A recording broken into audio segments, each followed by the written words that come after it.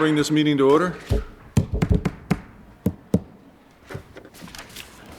Okay, welcome to the Queen Anne's County Commissioners meeting. This is a public meeting that is being aired live on our local cable television station, QACTV 7. These media broadcasts provide county citizens an opportunity to watch and participate with our scheduled public meetings. In addition to our live audience this evening, we are providing remote options for citizens to watch and participate in county commissioner meetings. Citizens may watch our meeting live on our website at qac.org/live or on our public access governmental television channel provided by Breezeline Cable Services. Citizens may also participate by joining the live Zoom meeting by going to qac.org/public comment, and citizens may also email comments to publiccomment@qac.org. All comments received will be read during the press and public comment period on tonight's agenda. We acknowledge everyone's participation, and by attending, you acknowledge that this session is both recorded and aired.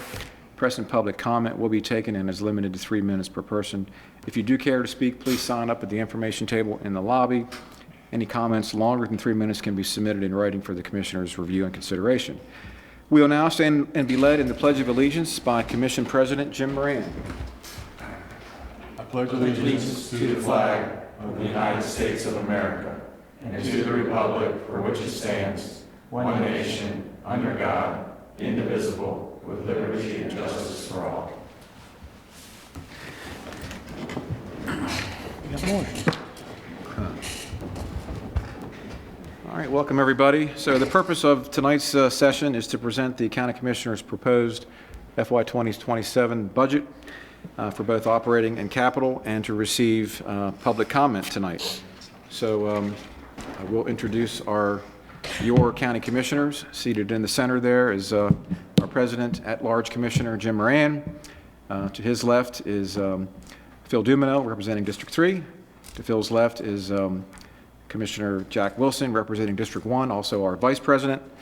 Seated next to me is Patrick McLaughlin, District 2 Commissioner, and next to Patrick is Chris Corcorino, District 4 Commissioner. So I have a brief presentation that provides a upper-level overview of the FY 2027 budget. So following our presentation, we will be receiving public comments. And again, we have the sign-up sheets in the lobby, and if you didn't sign up, we will go around and ask anybody that wants to speak tonight if they have any comments as well. So we will get right to it. So again, I'm Todd Mon, the County Administrator, and this is the County Commissioner's proposed FY 2027 budget. So for next year, the budget comes in at $231 million, which is a 10.3% increase over the FY26 budget. Our income tax revenue is projected to grow by 13.8%, and property tax revenue is projected to grow by about 10% over the FY25 actual income streams for those two sources. We do have some new tax revenue from short-term rental permitting and the tax collection program associated with short-term rentals. That's an increase of over $100,000 in revenue for next year. The two tax rates that the commissioners control and set. First is income tax. That is proposed to remain the same at 3.2%. And the property tax rate, the commissioners have proposed a reduction in the property tax rate for next year of 3 cents per $100 of assessed value. And the pie chart on the left there shows the income and property tax sector is the majority of our revenue streams at 86% of our total revenue. Some budget highlights from the operations budget. Leading off, we have our Board of Education public school system. We funded them at $8.7 million above the FY26 appropriation, which is about $8.9 million above the required maintenance of effort. We've included funding for an additional emergency medical systems crew. This will be our 7th EMS unit, and that'll be assigned to the Graysonville region to continue to decrease the unit response time for emergency services operations at $1.2 million per year.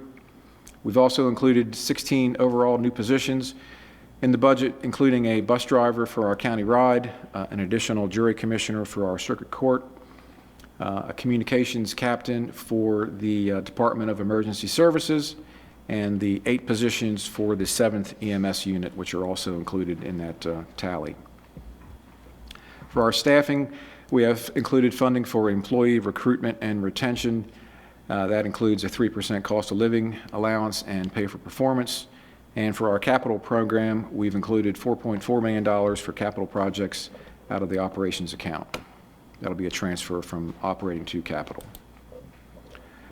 All right, these next couple of slides, I wanted to just touch on our Board of Education funding. As you know, we do receive state funds for the public school systems as well as the county appropriations. So this chart basically shows the state allocations beginning in FY20 and the forecasts going forward. The state funding for fiscal year 2027 is $45 million. Unfortunately, that's about $3.5 million less than they originally forecasted they'd be providing to Queen Anne's County based on the Kerwin funding plan. That adds to the tally of about $12 million less than the original funding forecast for the state share between FY22 and FY27. On the county side of the funding equation, the county is funding the public school systems at $91.4 million for FY27. Again, that's $8.9 million above the required maintenance of effort. That value does not include teacher pensions and any private daycare costs that the state has very graciously shifted to the counties for our pickup. So we picked those up, and just to give you an idea, over the past several years, we're averaging about $7 million above the required maintenance of effort for our public school systems. This chart demonstrates that where the state funding is and where the county funding is. The chart on the left, the blue line, is the state allocations that we've received for the public schools. The red dash line just above that is where their forecast was, so you can see they are a little shy of where they need to be. The green line above that is the county funding allocations. You can see it's well above the dashed line below that, which demonstrates that the county has been funding the Board of Education at a much higher level above the required maintenance of effort levels. On the right-hand side of the chart, we have the student population, and we're not unique in this. A lot of the counties in the state are seeing a declining enrollment. You can see the peak there in about 2019 at 7,536 students. That was just prior to COVID. Since that time, the enrollment has been declining, every single year, and now in 2026 we're at 7,115 students. So even with our declining enrollment, we are increasing our spending for our public school systems. Okay, this slide generally shows all of the budgeted revenues that we receive in addition to property taxes and income taxes. So we have, over the past several years, been somewhat conservative from our revenue projections out of concerns at the federal level for tariffs, potential federal layoffs, and other uncertainties. However, we do continue to see income tax growth in excess of the state estimates, and for next year we are forecasting an estimate of $105.5 million in total revenue from income tax. A few lines down from that, our public utility tax is expected to decline slightly as utility assets are continuing to decrease due to depreciation. A few lines down, we have the recordation and transfer tax lines. They are both increasing, and that's primarily due to continued strong new home sales and increased home values here in Queen Anne's County. Our intergovernmental revenues are also increasing due to increased and higher 911 fee collections and grants for police aid.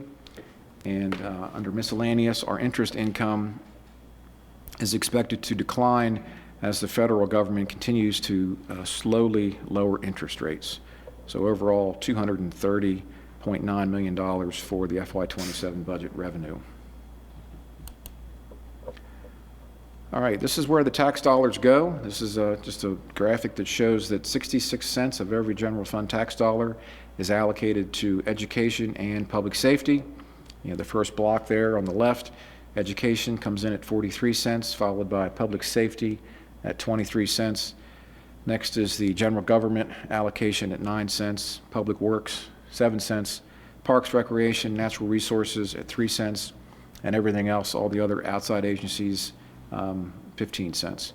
So the takeaway here obviously is 2/3 of our county budget goes to education and public safety. This slide just provides a demonstration of where the real property tax rates are across the state of Maryland and Baltimore City. This shows the tax rates, the real property tax rates for all jurisdictions in Maryland. We're the yellow bar all the way to the right-hand side. We are projected to be the lowest property tax rate in the state after the FY27 decrease of 3 cents per $100 of assessed value. Tax rates obviously go up from there. Most of the counties are over $1, and Baltimore City all the way to the left-hand side, well over $2 per $100 of assessed value. So just to give you a perspective where we are statewide. All right, this next series of slides shows the proposed budget expenditures for all of our county departments, outside agencies, and our miscellaneous accounts. And first, I'll say that our departmental increases are expected to rise about 5 to 7% generally due to staff salaries, health insurance, and benefit increases. We'll highlight a few additional sections here that are going above that slightly. First, under county administration, our legal services are increasing due to a continuation of some anticipated litigation that we're engaged in now.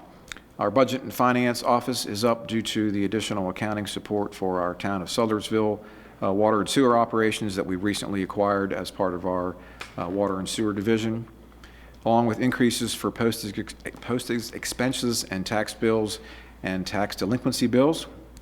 Our human resources now includes a new peer-to-peer counseling program for our public safety employees and volunteer firefighters. So that increase is included there. And our public housing shows a higher increase to cover the hiring of an additional employee for maintenance services at our public housing stock. All right, this next slide shows our Department of Public Works and Parks and Recreation. So we have a larger increase for animal services under Public Works.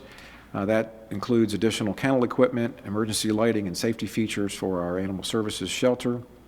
And under Parks and Recreation, you'll see the airport and golf course, both with significant decreases. And that's due to the reduced general fund support needed to balance their budgets. And we recently had closed on an airport loan for the runway. And we are receiving much greater revenues from the golfing fees at our Blue Heron Golf Course. So some good news there.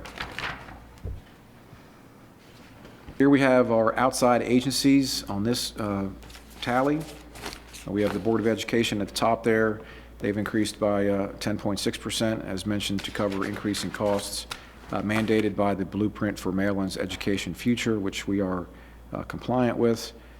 Our state's attorney's office shows a larger increase to cover new case management software for their agency. The circuit court will be getting an additional jury commissioner, as mentioned earlier, next year to help with their increasing caseload. And our Board of Elections has an higher increase to cover the leasing of additional poll book equipment for the election program. Lastly, I'll mention that the Soil Conservation Service is lower next year due to a reduction in their workforce by 1.5 full-time equivalents. All right, this slide shows other miscellaneous expenditure accounts for debt, other, and transfer. Our debt for the Board of Education is higher next year to cover debt service for the new administration building and 2 roof projects at Mattapique Elementary and Mattapique Middle Schools that are now complete. Under the other category, our intergovernmental expenses have increased due to continued increases for the State Assessment Office, which was another cost shift from the state over to the county. It's a Maryland agency that we now pay for. Also increases to town rebates via the tax offset program and an increase in the state pension administration fees. Our general insurance is up also due to increasing premiums and the addition of the Public Housing Authority facilities under the county's overall umbrella. And under the transfer sections, as I mentioned earlier, we have the capital fund increase for the PAYGO support to the capital projects account for FY27. And lastly, our ag transfers shows a decrease due to a reduction in the anticipated funding support that will be necessary for next year. Okay, so what's changed from FY26 to FY27? This is just a simple tally that shows the FY26 allocations, the budget, and then the total change in revenue. On the left-hand side, you can see income tax leads the way, followed by property taxes, and then at $21.5 million overall, new revenues for FY27, and the corresponding expense on the expenditure side. On the right-hand side of the chart, the Board of Education at $8.9 million, followed by the transfer to capital at $3.8 million, And then the public safety group in the center there of the chart, $2.3 million for the expenditure tallies. Okay, now we can move into the capital projects section of the budget. Once again, leading off with our Board of Education, we've included funding for design of the new Centreville Middle School here in Centreville, obviously. HVAC replacements at Kennard and Centreville Elementary, a roof replacement at Kennard Elementary, repaving of all the surfaces at the Kent Island High School, some bus replacements, furniture replacements, and some other minor capital projects at $16.4 million. And I'll also mention that we have $7 million in state revenues that are included in this 16.4, so we do leverage those state funds that they support with our local dollars as well on the larger capital projects. For Chesapeake College, we have funding for the Queen Anne's Technical Building. That's a multi-year project funded by the 5 midshore counties. We have $2.9 million there, and that project is currently under design. We hope to be in a position to maybe have a groundbreaking ceremony about this time next year. Emergency services, we have funding for the Motorola console upgrade, new ambulances for the 7th crew, radio subscriber replacements, our new public safety network replacements, and additional protective gear, PPE, and other projects for emergency services. For the regional hospital, we've allocated $5 million over 4 years. For FY2027, we're allocating the $1.25 million for our new regional hospital for the University of Maryland Medical Systems. Under construction now. If you haven't been by there, it's a really obviously, it's coming up out of the ground nicely, so we're anxious for that. Continuing with capital, we have for the Housing Authority, we have major repairs planned for the maintenance of Fisher Manor, Riverside Estates, Graysonville Terrace, Terrapin Grove, Foxtown, and our scattered site housing stock at $1.4 million. Of our volunteer fire companies, $835,000 for funding for purchases of new apparatus and facility construction.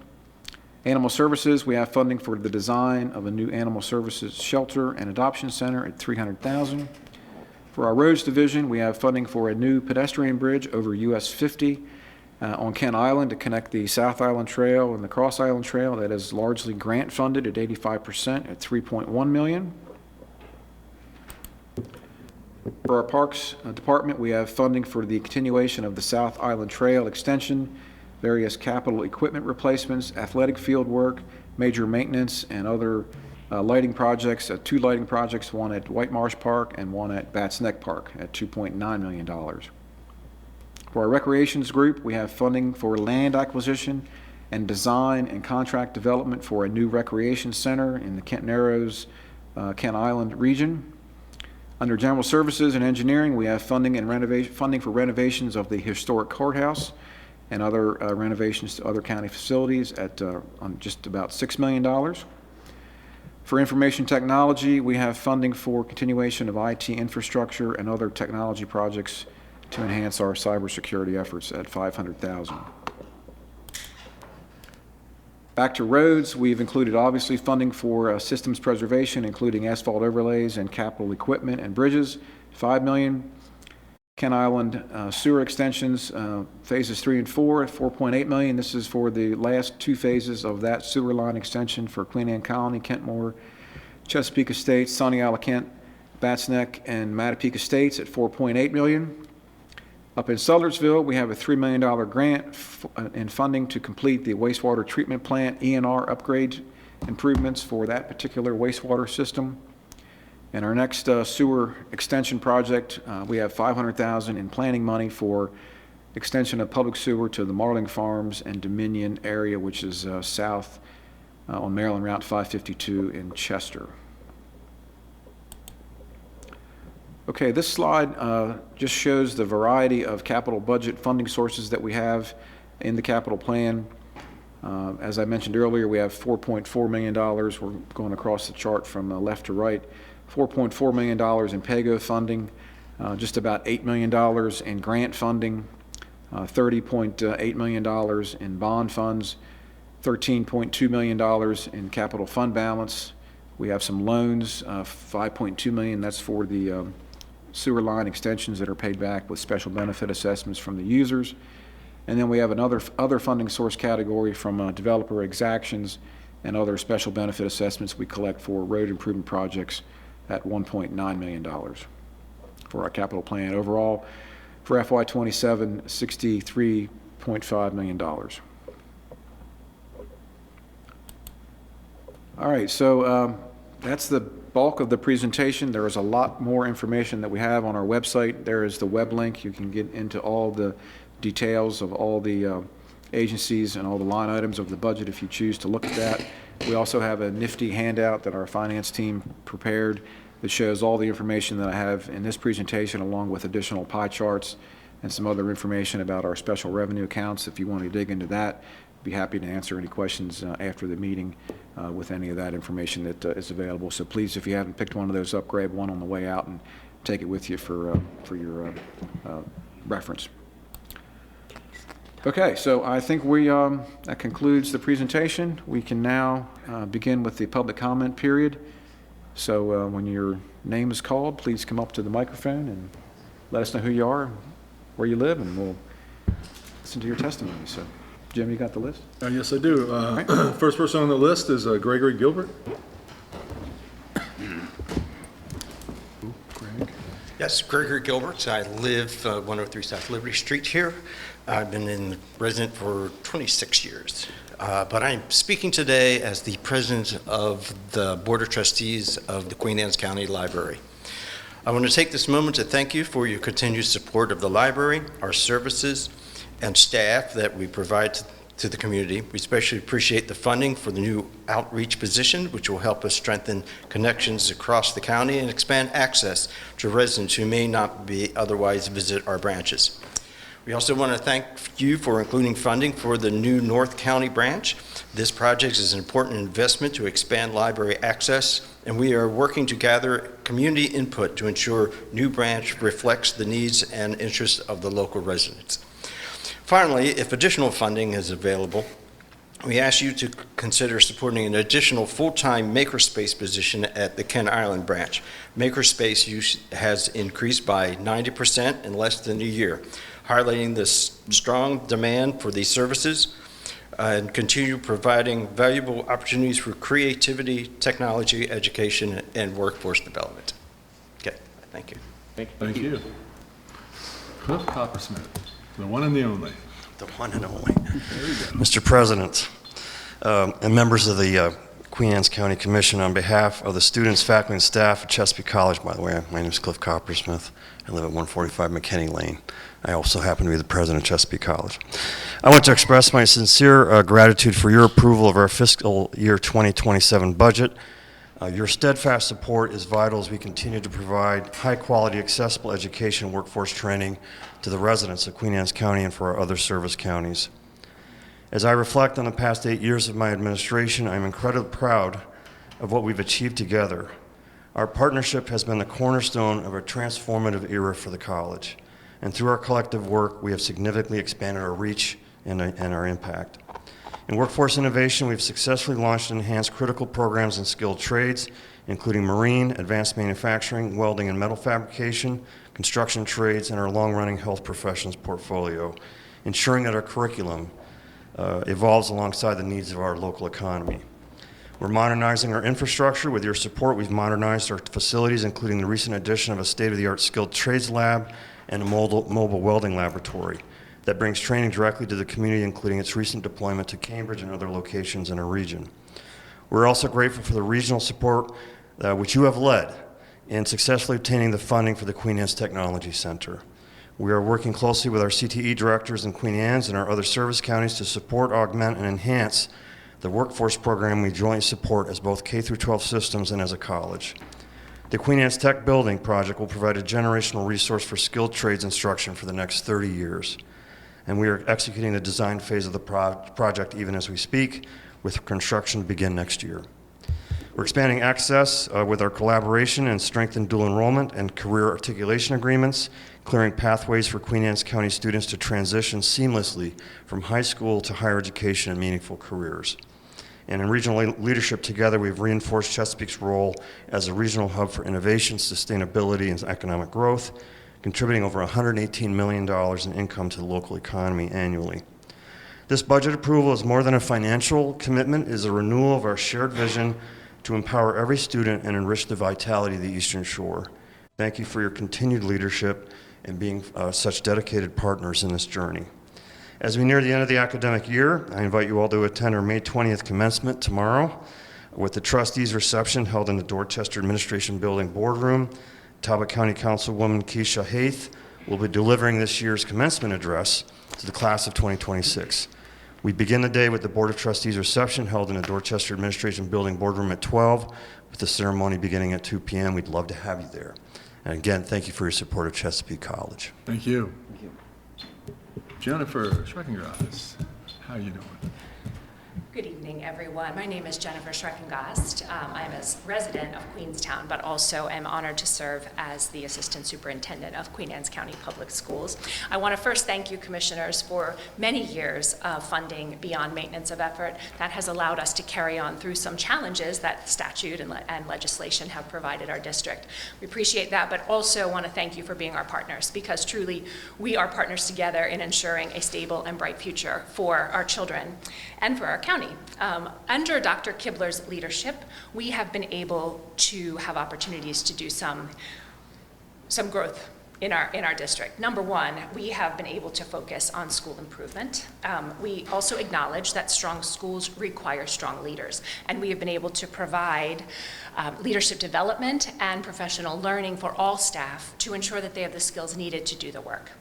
I think it's been very clear that we have prioritized fiscal accountability and clear communication regarding the way that we allocate and spend funds, identifying accurately what it requires for us to maintain our current system and what it might take for us to enrich our current education system. So when you consider the responsibilities of a school system as a house, let's say, my room is curriculum and instruction, but I'd actually like to consider it the teaching and learning arena, because an awful lot more happens there than might take place in a small space. It may seem that our only responsibility is to educate, but it is far deeper than that. We understand that no child can learn until their basic needs are met. So that is part of our responsibility. We have to ensure that children arrive in our classrooms available and ready to learn. And we do that through funding of our own, through grants, and through partnerships with community resources. We ensure children have food on the weekends. We ensure if they need clothing, coats, shoes, toiletries, that those are provided. During holiday seasons, we have partners who make sure they have gifts. Their medical needs are cared for, vision, dental, all of those things happen in a community health center, and we provide wraparound services to families so that we can decrease stressors and increase support in the home. Once those basic needs are met, we move on to social emotional learning. And we have a very explicit delivery method of ensuring that social emotional health is taught in our classrooms. In addition, it is integrated into every content. We also have specialized units that focus on important physical and mental health related concepts, including signs of suicide. We make sure every staff member is trained to identify those signs, as well as how to respond and where to seek help. And we partner with 10 outside mental health agencies who come into our schools to provide support. Yet we are still devastated when we realize that we've missed something. And our teachers, who are expected to teach children to learn, cannot do those things until those other areas have been met. May I have 10 more seconds, please? No. Okay, it is only after students' basic needs are met that we can begin, thank you, effectively teaching and learning. We expect teachers to know every child and to know them so well that they know their strengths and needs, to be able to differentiate instruction every day with exactly what is required. Our teachers carry the weight of the world. And knowing the entire child is their responsibility, and every teacher takes that responsibility so seriously. We also know that our students for the past few years have not shown the growth that we would expect. We do not intend to make excuses or to reduce our efforts. And please know, regardless of what you decide about additional funding for Queen Anne's County Public Schools, I have the utmost confidence that every one of our teachers and staff will continue to show up every day, giving all they have, because they believe in the work, because they are fully invested in our children and our families, and we hope to protect this public education institution. Who we are, why we're here, isn't going to change. If you're able to give us additional funding, know that it will go directly to support schools. It will increase our human resources to lighten the load and allow teachers to share these responsibilities a bit more in an effort to best meet the needs of every child. Even when our challenges seem insurmountable, we will continue. And so I thank you for your financial support, but also your partnership. I know we all want the same things. I thank you for your commitment to the children and the future of Queen Anne's County, and for a little extra time. Good night. Thank you. Raymond, batter up. Good evening, Commissioners. Raymond Aaron, Centreville. Currently serve as the chair for the volunteer fire and EMS departments in our county. I want to thank you for your continued support. You do it year after year. As the board says, it is a partnership with you and us. Being in this for many, many decades, I've seen ridiculous amounts of increases, but I've never seen the increases of what costs for us to do business as we've seen in the last couple of years. The budget is probably a smidgen of what it would cost if this were a full career department. You folks have done studies, I know you have, probably 30 million or more to do a minimal coverage for Queen Anne's County, where I want to give our 9 departments and EMS the absolute best kudos I can give them, because they provide one of the best services I think you can get in the state, if not the nation. We're dedicated, we're trained, we continue to train.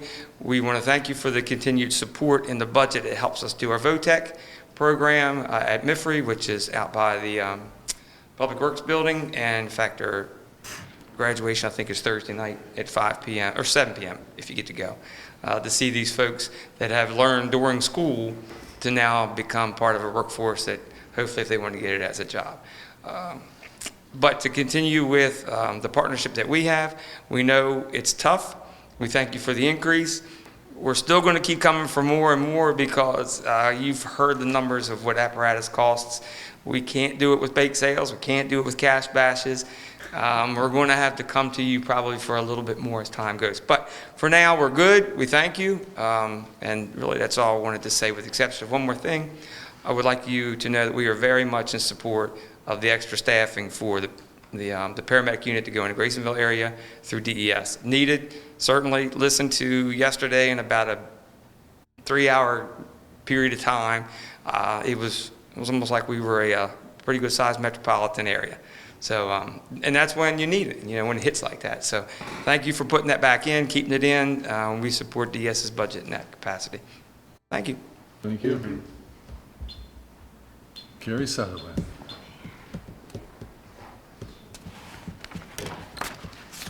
Hi, everyone. Carrie Sutherland, Queenstown, and also a Board of Education member for Queen Anne's County Public Schools, representing District 3.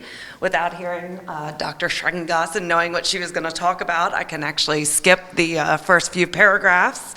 Thank you for your continued support. But at the same time, I want to be honest about where we are financially as a school system. The proposed funding does allow us to maintain our current programs and operations, and we are extremely grateful for that.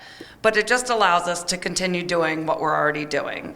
We know this lack of funding, sorry, I'm looking at you, Jack, isn't just a county issue. School systems across Maryland are dealing with rising costs, increasing mandates, and funding formulas that don't always match the realities districts are facing. The state absolutely has a role to play in this conversation, and will continue advocating there as well. But tonight, I want to focus on a few areas where additional local investment could make a real difference for students and staff in Queen Anne's County. One thing that stood out to me during the school's internal budget discussions was how consistent the feedback was across the entire school system. Administrators, teachers, instructional leaders, support staff, everyone all agreed that reading intervention support was one of the biggest needs we have right now. When the people working with students every single day are all identifying the same need, I think we should listen closely. Early literacy impacts everything else a student does academically. When students struggle to read in the early grades, it affects every subject area moving forward. And we're also continuing to see a growing need for behavioral specialist support positions in our schools. These positions are about much more than discipline. They're about making sure students have the support they need while also allowing teachers to stay focused on teaching. Right now, teachers are often trying to manage significant behavioral challenges while also keeping instruction moving for the rest of the class. When schools would have trained behavioral support staff and structured in-school programs, students who need additional support have somewhere to go, someone to work with them, and an opportunity to reset and return to class ready to learn. More support staff means more instructional time for students. And after listening to last night's budget discussions, I also kept thinking about how much mental health support was emphasized, and rightly so. One thing I believe is important to recognize is that additional academic support staff are a part of that solution. When we add reading specialists, math interventionalists, behavioral specialists, and support staff, we are not only improving academics, we are creating more time and space for meaningful student connection. More staff means teachers have more time to teach, more time to listen, more time to connect. Additional support staff can help relieve some of that pressure so teachers can spend Go ahead, Carrie. more quality time with students, build stronger relationships, recognize concerns earlier, and better support students. Academic support and mental health support are not separate conversations. They work hand in hand, and investing in one strengthens the other. You asked us last night to give you a plan, and I believe we have one. The board approved Dr. Kibler's proposed budget, which didn't just maintain our current program and staffing levels, but it included restoring these much-needed academic and behavioral support positions. I would simply ask that you consider whether there may be any additional flexibility within the county budget to support these positions and help us move beyond just maintaining our system and truly strengthen it. And thank you again for everything. Thank you. Okay, thanks. Tamara Pleasant?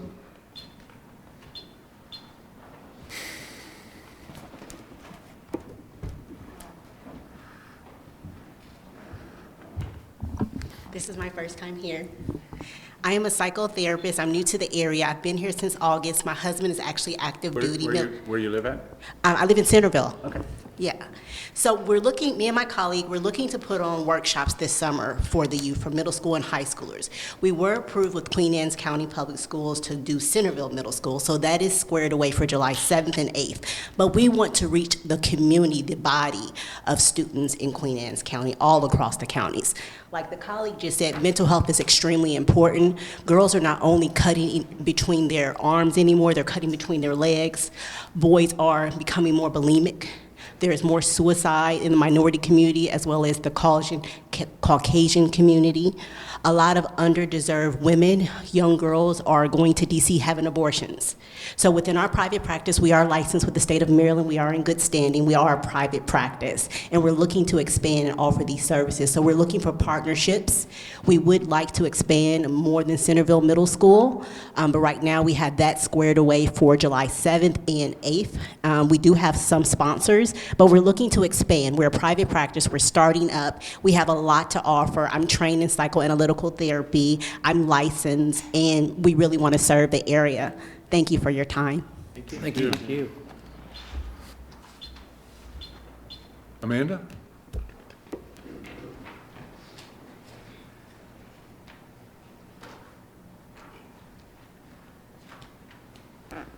Good evening, Commissioners. My name is Amanda D'Onofrio. I'm a Queen Anne's County parent, resident, and member of the QACPS Citizen Advisory Committee.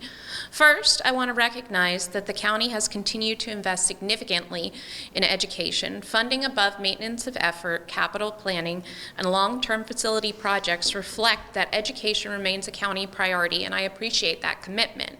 My concern tonight is not whether Queen Anne's County is investing in education. My concern is whether our investments are fully aligned with the needs that most directly impact students, educators, and families. As the Queen Anne's County continues to grow through housing, development, tourism, business expansion, our public infrastructure must keep pace. And schools are among the most important infrastructure we have. They are not simply buildings, they are the foundation of workforce readiness, family stability, economic growth, and long-term community health. Maryland's blueprint has increased expectations in school systems, literacy growth, math performance, intervention, mental health support, and career readiness, as well as teacher retention and accountability. Those are worthy goals, but the goals require more than compliance. They require stable staffing, strong support systems, and strategic investment. Public reviews involving QACPS educators identified concerns around instructional resource constraints, reduced coaching support, and the need for stronger consistency in academic support. Those concerns matter because staffing and intervention directly affect student outcomes. We know support staff matter, reading specialists matter, math intervention matters, student support services matter, and teacher retention matters. Because when support systems are stretched thin, the students feel it.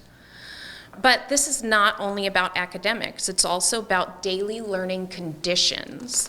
Families continue to raise concerns about recurring classroom heat and cooling issues, particularly at CES, where classroom conditions during periods of high temperature have raised ongoing concerns about comfort, learning, and the overall environment for both our students and our educators.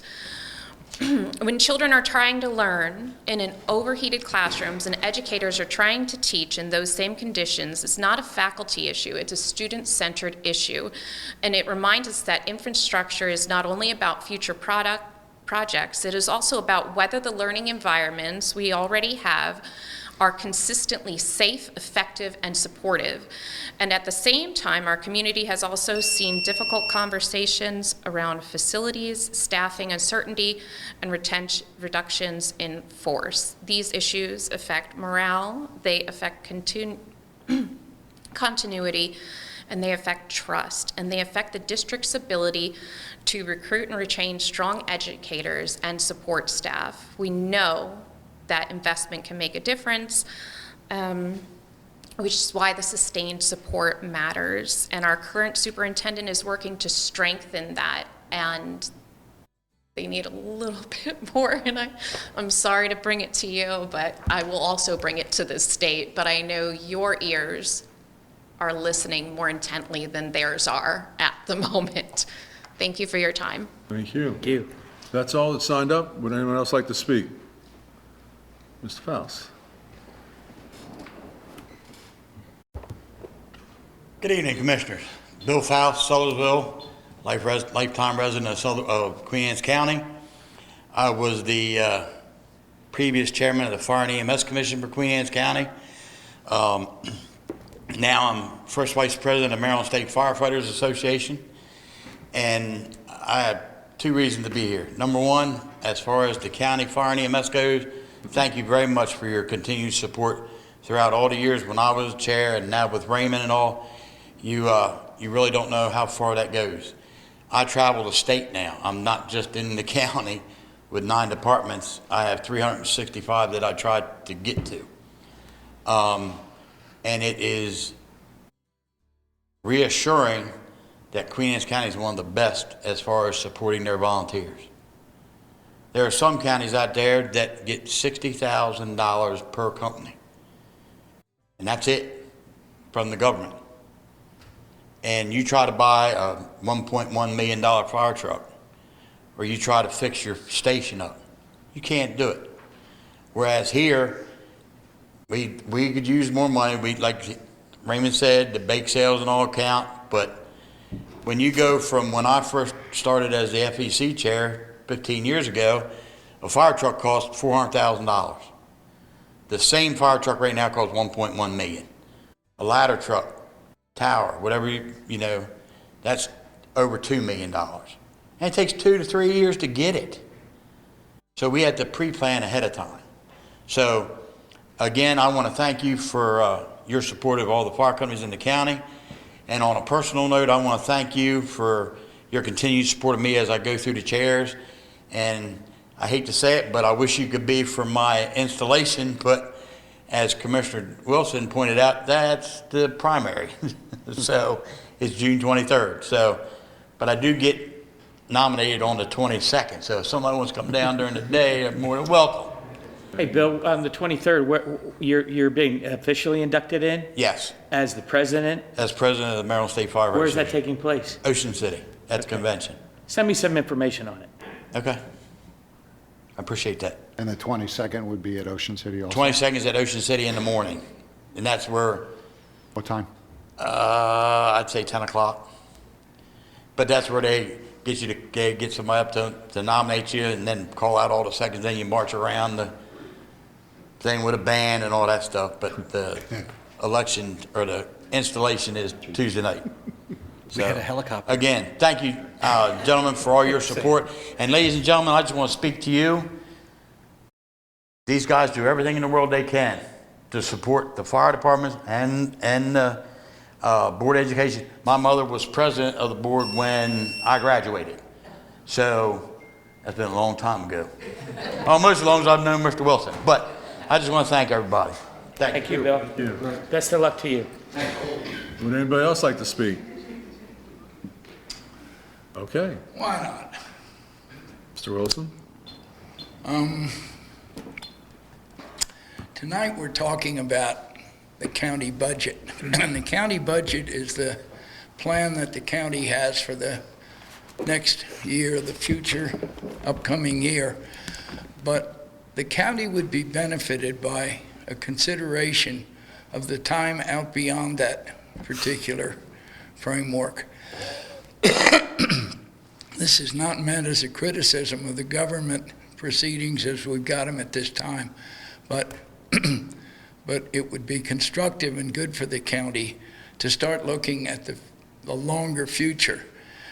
I'm going to give two examples of this. One of them is, excuse me, with the slowdown of development on Kent Island as a result of the sewer, development pressure is going to move up into the county, and it's going to particularly concentrate in the towns.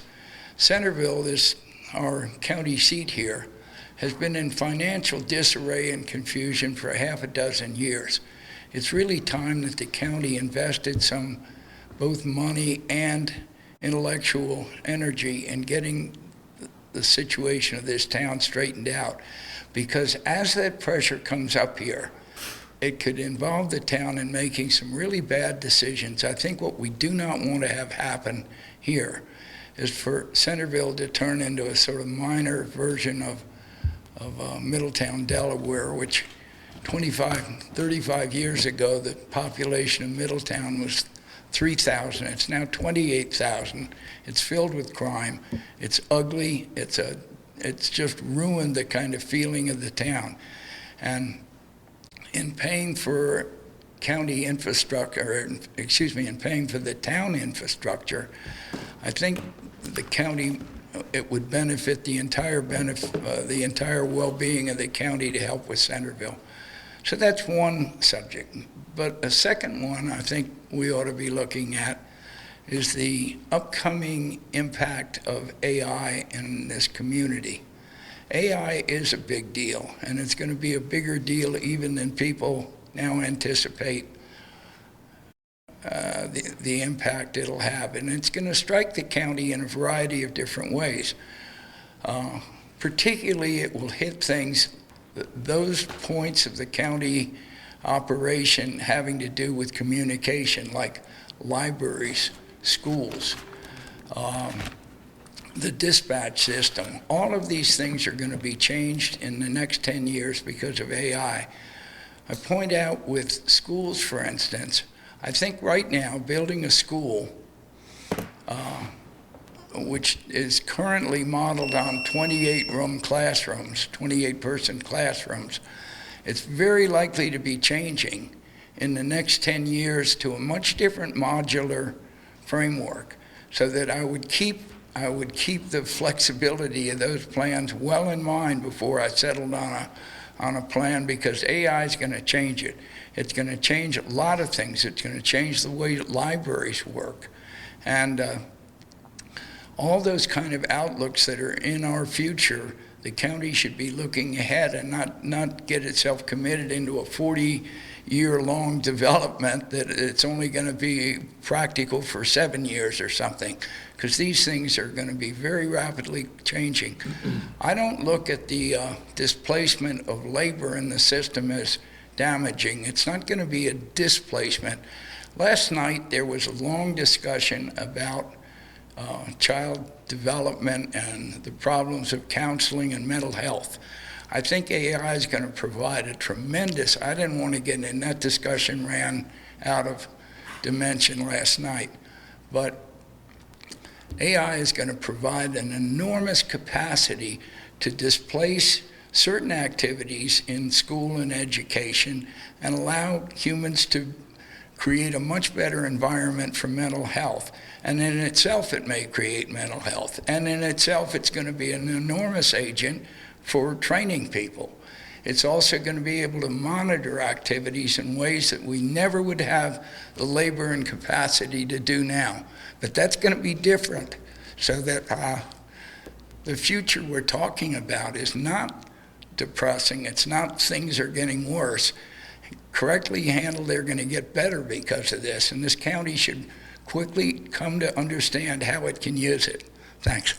Thank you. Anybody else? All right, we're going to go ahead and close this, and we'll do some commissioner comments. Who wants? How about you, Chris? You start first?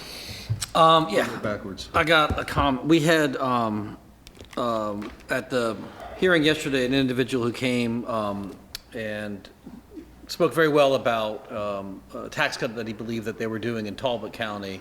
And I didn't have the numbers in front of me, but it didn't strike me as accurate because it was a pretty significant cut to the property taxes, and he was suggesting that we should do that here in Queen Anne's County, which we would love to do if you could figure out a way to make everything else work at that cut. But the number he gave was wrong. So I think he said they were at 67 cents for the property tax rate. They're above 80, which is what we have in our chart. I think what he was doing, innocently enough, is he was looking at a 2023 rate, and unfortunately, things have gotten a lot more expensive since then, from everything from the cost to heat and cool school buildings and county buildings to the cost to fix and build things, Kerwin. So that was an inaccurate number that was shared last night. So anybody who watched that and was curious as to why we're not following Talbot, we are still lower than Talbot County in property tax rates. So I just wanted to point that out to make sure we got the right information out there. Thank you. Bill? Yeah, so last night, this is the wonderful thing about having these and the opportunity to have them 3 separate nights in a row across the county to make sure everybody has an opportunity to attend. But it was certainly an interesting conversation topic that formed last night regarding mental health and the effect that it has on our children. And Carrie Sutherland's comments about how it's important that our kids are healthy mentally and physically so that they can learn. So it didn't fall on deaf ears.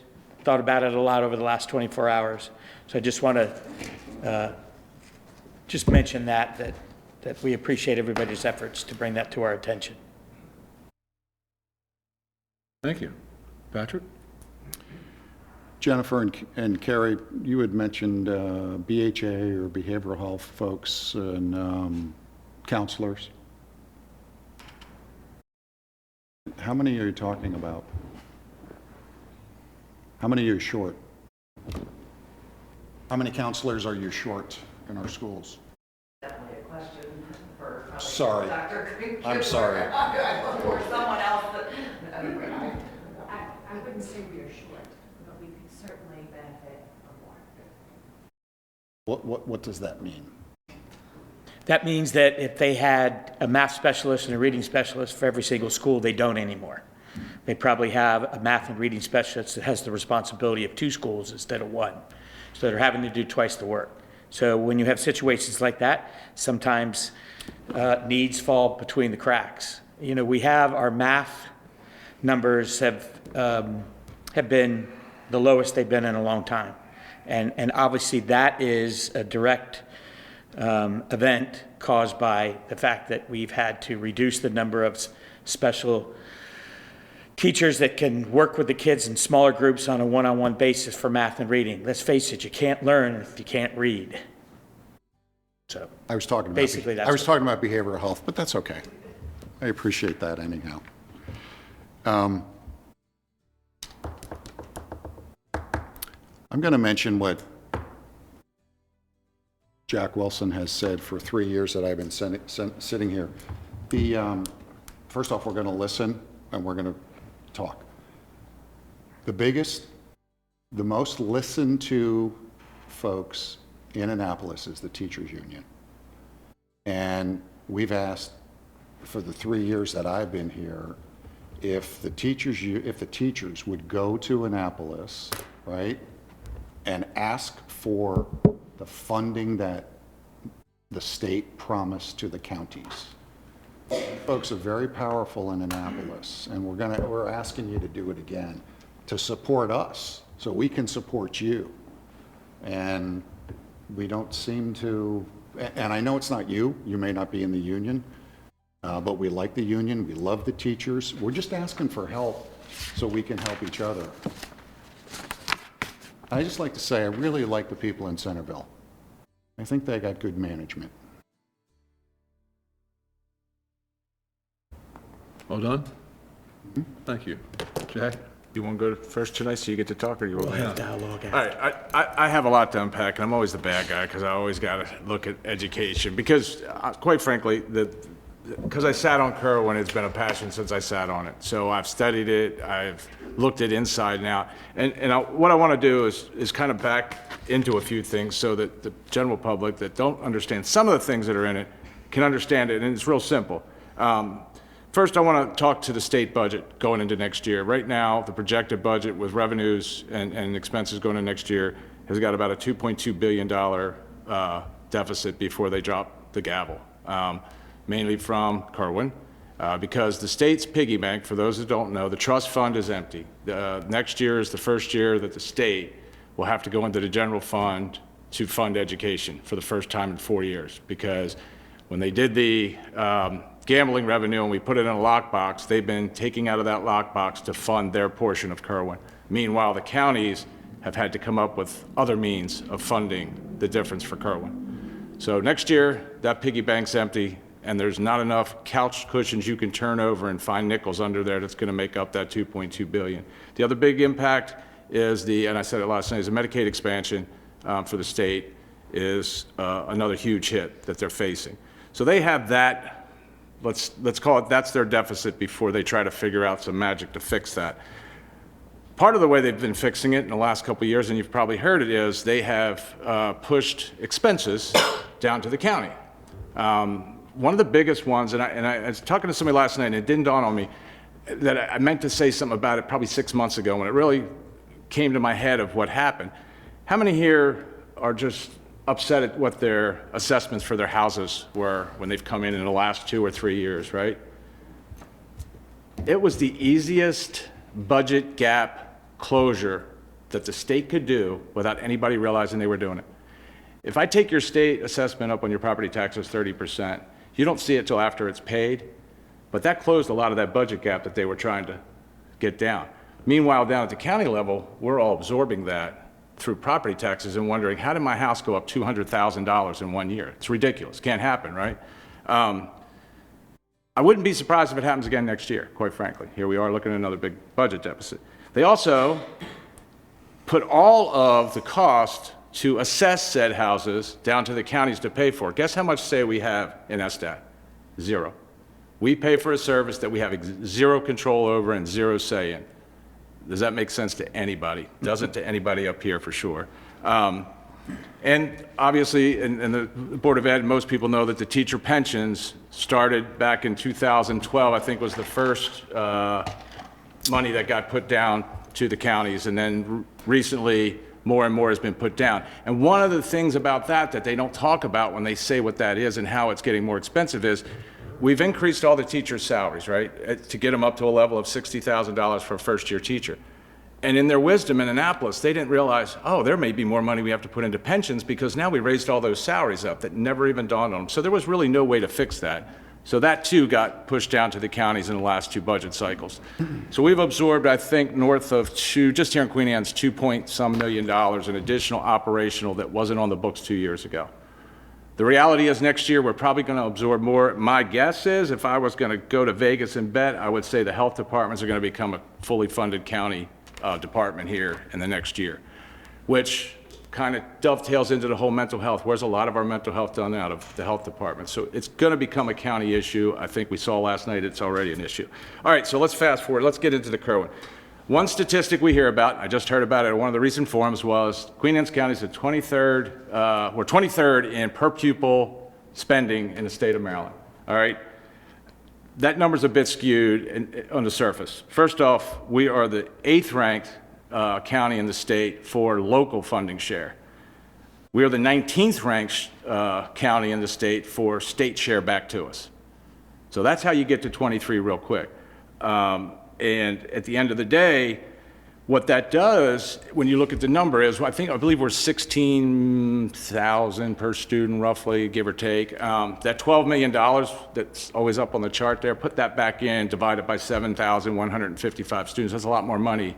So we would rise up out of that. So that's how important that state share is when you're just looking at numbers and trying to use them as a justification of, oh, Queen Anne's County, you're horrible because you're not putting enough in per pupil. I don't believe that. I don't believe it, because we have great teachers, we have great results. So kudos to everybody that's involved in it. And the other thing I want to say that kind of dovetails into the mental health, which was also something that happened last year, kind of under the radar.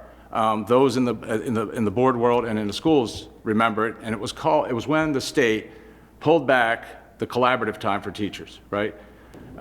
Which was by design in Kerwin to give teachers extra time for planning, to deal with students outside of, the 25 kids in the classroom. It was to create more one-on-one situations. The state pulled that back, that requirement, I believe, help me, Dr. Schreck, probably 28, 29 now, I guess, is when they're phasing that back in. But we have been paying into it the whole time at the county level, but the state pulled back their funding for it, so they didn't have to pay for it, right? So it was really only a savings for them. But unfortunately, those teachers aren't getting hired right now. So we're not seeing that portion of the blueprint, which by all accounts, when they explained it, that was going to be a critical function for the blueprint to work, to where the teachers were going to have more time to be one-on-one, which gets to your math and reading specialists. Those teachers were going to have more face-to-face with individuals, which was going to help raise all boats, right? Again, something else that was pulled back at the end of the day. And lastly, we're going to be $5 million behind next year again, before we even craft a budget for the Board of Ed from the state. And to Patrick's point, he took my thunder because it is always my mantra, but we need, no, it's fine. We need the Maryland State Education Association. We need the teachers at large. Don't go over there with apples, go over with pitchforks. And tell these. Let's retract that. You know what I mean. Get in the legislators' face. This is an election year, not a lot was going to happen, but next year we've got to fix it. And hopefully there's a commitment to fix it. If the money's there, we can get the results. But we can't keep coming back and telling the counties over and over again, you guys got to foot this alone, because we're all in it together. State, counties, and talking to everybody else at our level, council and commissioners across the state. They're struggling with the same problems. We're actually in a lot better shape than most counties are, to be honest with you. So that's all I got for it. If I could just add to that, on the per pupil spending that the state gives to the county commissioners for you is about $7,600 per pupil. What the state gives to Caroline County is twice that. So they get about $15,000 per pupil. So to get to the commissioner's point of 15 or 16 or 17,000 per student, all of us are paying that extra 10 grand, 9 grand per child, where, 5 miles from here, they're getting twice the amount of support from the state. So we got to keep that in mind, that the commissioners are spending more per pupil than just about any other county on the Eastern Shore. Jim, can I talk about the middle school real quick, because I ran those numbers? So Centreville Middle School. So this is great news for us. Something happened this year. Queen Anne's County, and you may have already heard this, Queen Anne's County got lumped in with several other counties. Kent County did an incredible job of lobbying the state IAC, which is the capital, where the capital money comes from for all the Board of Ed projects. They lobbied them because they thought that the funding formula for capital projects was unfair to several counties. We got lumped in. So we went from a 50-50 share to a 75-25. So on this one project, and I'm just using Centreville Middle, it's projected at $75 million construction costs, right? The state takes on the 75% of that, which leaves us with a balance of $18,750,000 roughly to build that school. This commission went to Annapolis this year with a local bill that said, we want to use our impact fees that have been sitting in the account since the last time we built a school in Queen Anne's County, which I believe was Sudlersville Middle back in 04, 05, so 20 years. That money's been building up. The good news is, I believe we have $16 million in that account that we are now going to be allowed to do and build Centreville because we went to Annapolis and said, we want to be able to use this money for not just a replacement, not a brand new building on a new piece of land, but a replacement building on an existing property. Because before you couldn't do that. So out of the county coffers right now, if everything works out right, we're going to build an $80 million middle school for $2,250,000.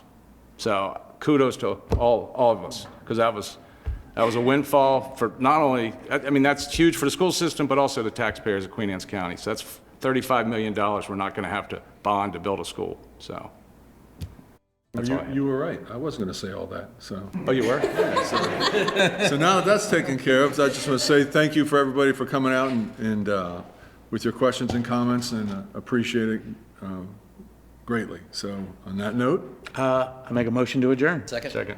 all those in favor? Aye. Thank you. Thank you, everybody.